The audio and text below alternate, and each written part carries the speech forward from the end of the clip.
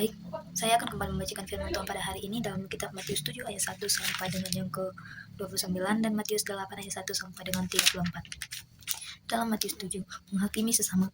Janganlah menghakimi supaya kamu tidak dihakimi, karena dengan penghakiman yang kamu pakai untuk menghakimi, kamu akan dihakimi, dan ukuran yang kamu pakai untuk mengukur akan diukurkan kepadamu. Mengapa engkau melihat sepihak kayu di mata saudaramu, sedangkan balok di dalam matamu tidak engkau ketahui? Bagaimana engkau dapat berkata kepada saudaramu, biarlah aku mengeluarkan sepihak kayu itu dari matamu, padahal ada balok di dalam matamu? Hai orang munafik, keluarkanlah dahulu balok dari matamu, setelah itu engkau akan melihat dengan jelas untuk mengeluarkan sepian kayu itu dari mata saudaramu. Hal yang kudus dan berharga. Janganlah kamu memberikan barang yang kudus kepada anjing, dan jangan kamu melemparkan mutiaramu kepada babi, supaya jangan diinjak-injaknya dengan kakinya, lalu ia berbalik menggoyang kamu. Pengabulan doa. Mintalah maka akan diberikan kepadamu, carilah maka kamu akan mendapat, ketuklah maka pintu akan dibukakan bagimu. Sebab setiap orang yang meminta menerima, yang mencari mendapat, yang mengetuk baginya pintu dibukakan. Adakah seorang dari antara kamu yang memberi batu kepada anaknya jika ia meminta roti, atau memberi ular jika ia meminta ikan? Jadi jika kamu yang jahat tahu memberi pemberian yang baik kepada anak-anakmu, apalagi Bapamu yang di surga, ia akan memberikan yang baik kepada mereka yang meminta kepadanya.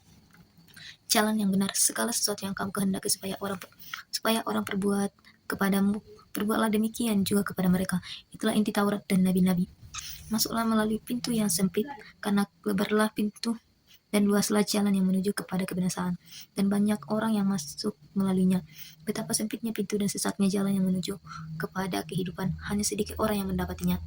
Pengajaran yang sesat. Waspadalah terhadap nabi-nabi palsu yang datang kepadamu dengan menyamar sebagai domba, tetapi sesungguhnya mereka adalah serigala yang buas.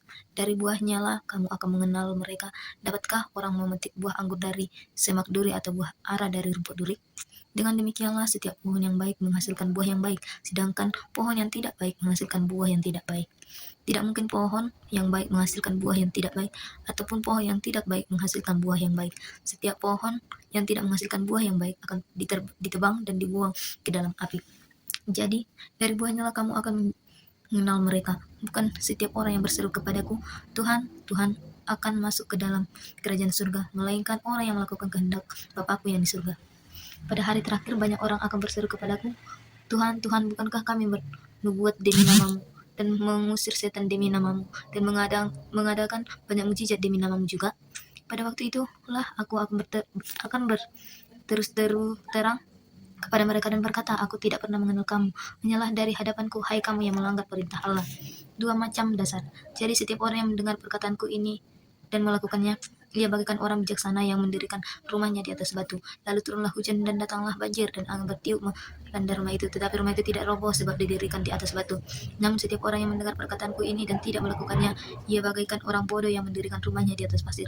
Lalu turunlah hujan dan datanglah banjir, dan angin bertiup melanda rumah itu, sehingga robohlah rumah itu, dan besarlah kerusakannya. Kesan pendengar. Setelah Yesus mengakhiri perkataan itu, takjublah orang banyak itu mendengar pengajarannya, sebab ia mengajar mereka sebagai orang yang berkuasa, tidak seperti ahli-ahli Taurat mereka. Dalam Matius 8, Yesus menyembuhkan seorang yang sakit kulit. Setelah Yesus turun dari bukit, orang banyak berbondong-bondong mengikuti dia. Seorang penderita penyakit kulit menjijikkan datang kepadanya, lalu sujud menyembah dia, dan berkata, Tuhan, jika Tuhan mau, Tuhan dapat menahirkan aku. Yesus mengulurkan tangannya menyentuh orang itu dan berkata, Aku mau, jadilah tahir. Seketika itu juga tahirlah orang itu dari sakit kulitnya. Lalu Yesus berkata kepadanya, ingatlah, jangan memberitahu karena hal ini kepada siapapun, tetapi pergilah, perlihatkanlah dirimu kepada imam, dan persembahkanlah persembahan yang diperintahkan Musa sebagai bukti bagi mereka. Yesus menyembuhkan hamba seorang perwira dan Kapernaum. Ketika Yesus masuk ke Kapernaum, seorang perwira datang kepada dia dan memohon pertolongannya. Dia berkata, Tuhan, hambaku terbaring di rumah karena sakit lumpuh, dan ia sangat menderita. Yesus berkata kepadanya, aku akan datang menyembuhkannya. Namun jawab perwira itu kepadanya, Tuhan, aku tidak layak menerima Tuhan di dalam rumahku, tetapi katakan saja sepatah kata dan hambaku itu akan sembuh, sebab aku sendiri seorang bawahan, dan di bawahku ada pula prajurit. Jika aku berkata kepada salah seorang prajurit itu, pergi, maka ia pergi, dan kepada seorang lagi, datang, maka ia datang, ataupun kepada hambaku, kerjakanlah ini, maka ia mengerjakannya. Mendengar hal itu, Yesus heran dan berkata kepada mereka yang mengikutinya, sesungguhnya aku berkata kepadamu, iman sebesar ini tidak pernah aku jumpai pada seorang pun di antara orang Israel. Aku berkata kepadamu, banyak orang akan datang dari timur dan barat dan duduk akan bersama Abraham, Ishak, dan Yakub di dalam kerajaan surga.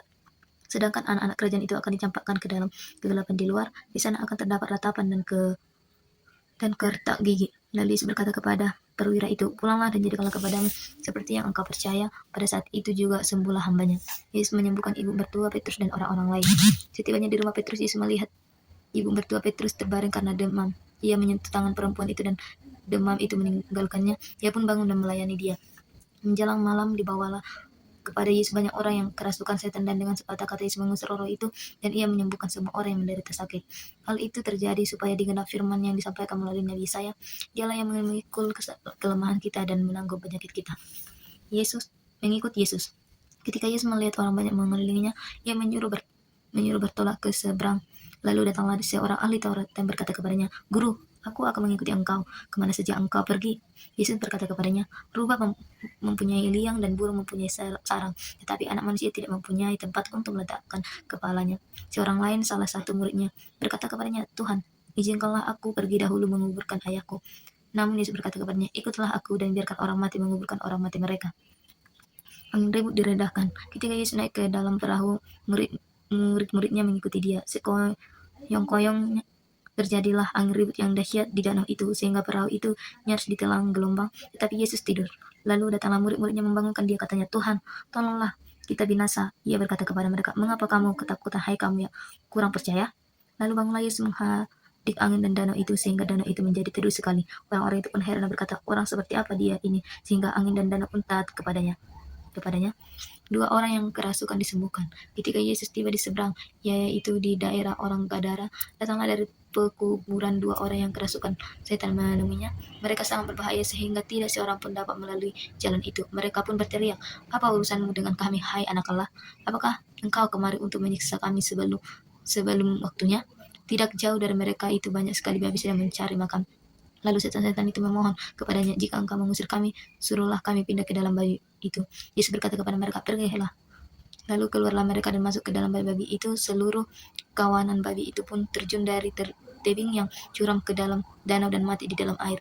Lalu larilah penjaga-penjaga babi itu, dan setibanya di kota mereka menceritakan segala sesuatu juga tentang orang-orang yang kerasukan setan itu. Seluruh kota itu keluar menemui Yesus, dan setelah berjumpa dengan dia, mereka pun mendesak supaya ia meninggalkan daerah mereka. Begitulah isi firman Tuhan. Shalom.